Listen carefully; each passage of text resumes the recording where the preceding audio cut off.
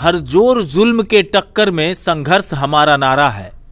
अब तो ना ही इस नारे को लगाने वाले दिखाई पड़ते हैं और ना ही उनके मन में कोई जनता के प्रति जवाबदेही रह गई है।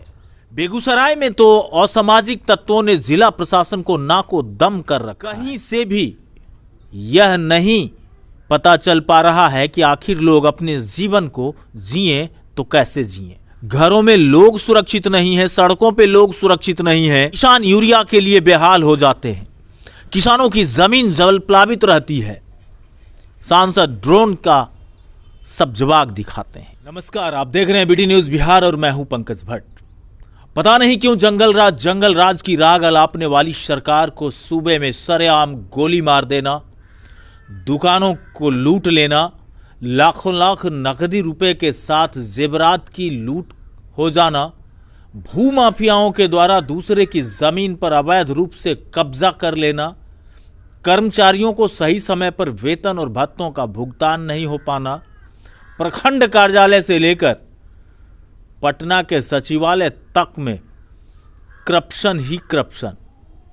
अब बताएं ये लोग कि पिछले 16 साल के सुशासन में आखिर ये करते क्या रहे? सिर्फ सुशासन शब्द की रट लगाते रहे या कुछ सुधार करने के लिए आगे भी आ रहे थे?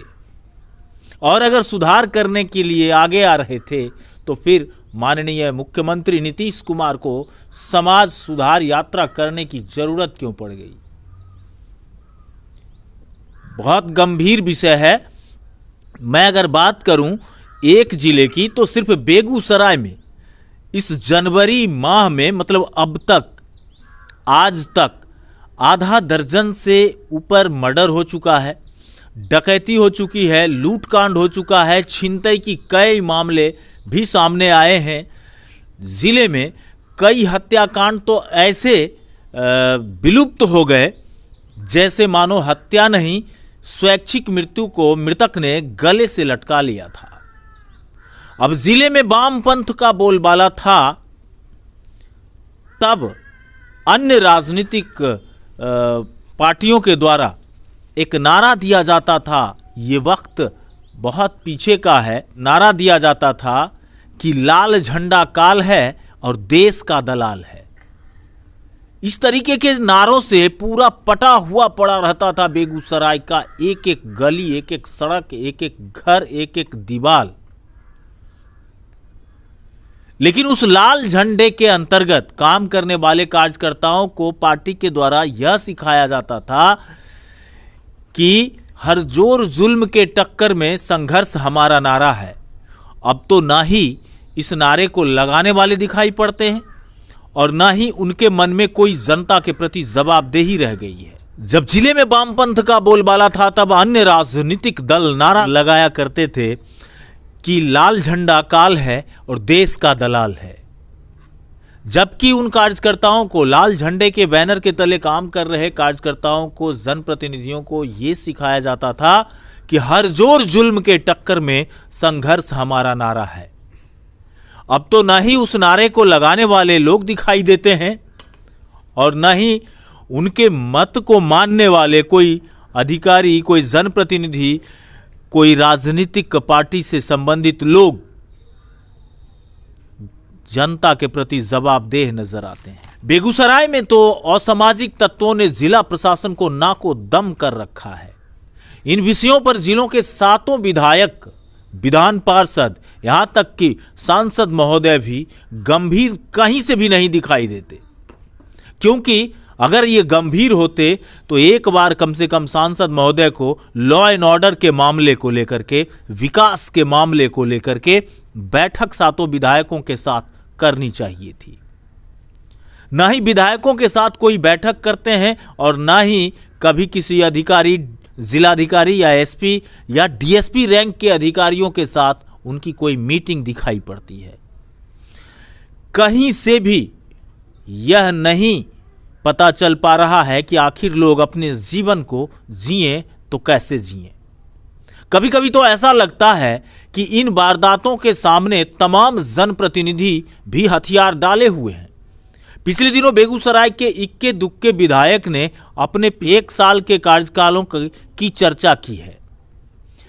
सभी लोगों ने अपने द्वारा किए गए कामों को, अपने विधानसभा में उठाए गए सवालों को तो पत्रकार के समक्ष जरूर रखा, प्रेस कॉन्फ्रेंस में जरूर रखा, लेकिन एक बार भी किसी भी विधायक के द्वारा क्राइम को लेकर के बात नहीं की गई कि उनके विधानसभा क्षेत्र में किस किस तरह के क्राइम हुए और उनकी संख्या क्या है, कितने लोग मारे गए। जो उन्हें वोट दिए वो उनका शासनकाल नहीं देख पाए, इसका उन्हें तनिक भी मलाल नहीं है। आप कह सकते हैं कि किसी भी मीडिया बंधुओं के द्वारा यह सवाल प्रेस कॉन्फ्रेंस के दरमियान पूछा भी नहीं गया था, जो कि बेहद ही गंभीर मसला है जिले के लिए, जिले की तमाम जनता के लिए। अब आप ही बताइए कि जो जंगल राज का आलाप छेड़ते नजर आते थे, क्या इसे आप जंगल राज नहीं कहेंगे?